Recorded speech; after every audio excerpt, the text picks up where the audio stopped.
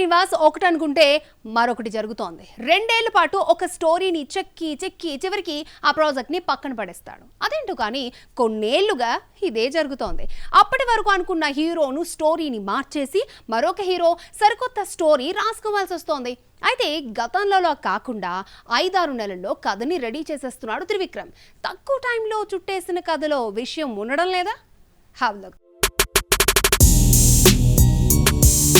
ఎవరికైనా హిట్టు పడితే చెలరేగిపోతారు, కానీ త్రివిక్రమ్ మాత్రం డల్ అయిపోతున్నాడు. స్టార్ డైరెక్టర్ అన్న పేరే కానీ హీరో కథ విషయంలో క్లారిటీ ఉండడం లేదు. అలవైకుంఠపురంలో బ్లాక్ బస్టర్ తర్వాత త్రివిక్రమ్ పరిస్థితి అగమ్యగోచరంగా తయారైంది.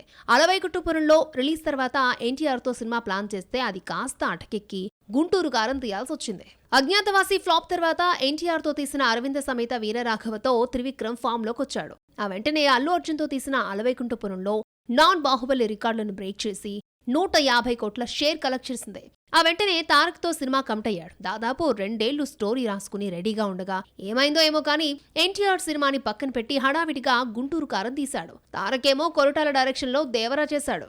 గుంటూరు కారంను 6 నెలల్లో రాసేసి సెట్స్ పైకి తీసుకొచ్చిన త్రివిక్రమ్ పూర్తి చేయడానికి ఏడాదికి పైగా టైం పట్టింది. ఓ ఫైట్, కొన్ని సీన్స్ తీసిన తర్వాత మహేష్ కి స్టోరీ నచ్చకపోవడంతో షూటింగ్ ఆపేసి స్టోరీలో మార్పులు చేశారు. ఎట్టకేలకు సినిమా రిలీజ్ చేస్తే బ్రేక్ ఈవెన్ కాలేదు. హడావిడిగా చుట్టేయడంతోనే సినిమా ఫెయిల్ అయిందంటూ మహేష్ ఫ్యాన్స్ త్రివిక్రమ్ ను ట్రోలింగ్ చేశారు. గుంటూరు కారం సెట్స్ పై ఉండగానే అల్లు అర్జున్ తో సినిమా ప్రకటించిన త్రివిక్రమ్ కి మరొకసారి భంగపాటు తప్పలేదు.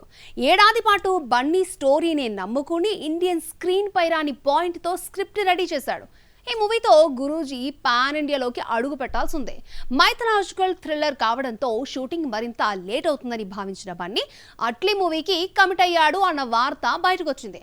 అయితే త్రివిక్రమ్ మాత్రం బన్నీ మూవీ పక్కన పెట్టి 2 సినిమాలు లైన్లో పెట్టాడట. అల్లు అర్జున్ త్రివిక్రమ్ మూవీ అటకెక్కిందా అంటే చెప్పడం కష్టమే. అలాగని ఉండదని చెప్పలేకపోతున్నారు. గురూజీ, వెంకీ, రామ్ చరణ్ తో వరుస సినిమాలు కమిట్ కావడంతో బన్నీతో సినిమా ఇప్పట్లో ఉండదని తేలిపోయింది. ఎప్పటినుంచో వెంకటేష్ తో అనుకున్న సినిమాను త్వరలోనే అనౌన్స్ చేయనున్నారు. సంక్రాంతికి వస్తున్నాం తర్వాత వెంకీ మరొక మూవీకి కమిట్ కాలేదు. వెంకటేష్, విజయభాస్కర్ కాంబోలో వచ్చిన నువ్వు నాకు నచ్చావు, మల్లీశ్వరికి త్రివిక్రమ్ కథ మాటలు అందించగా సూపర్ హిట్ అయ్యాయి. త్రివిక్రమ్ డైరెక్షన్ లో సినిమా ఉంటుందని చిరంజీవి ఓ ఈవెంట్ లో ఓపెన్ అయినా ఇంతవరకు తెరపైకి రాలేదు. అనుకోకుండా రామ్ చరణ్ ను డైరెక్ట్ చేయనున్నాడు. ఆల్రెడీ స్టోరీ లైన్ కూడా ఓకే అయిందని తెలిసిందే.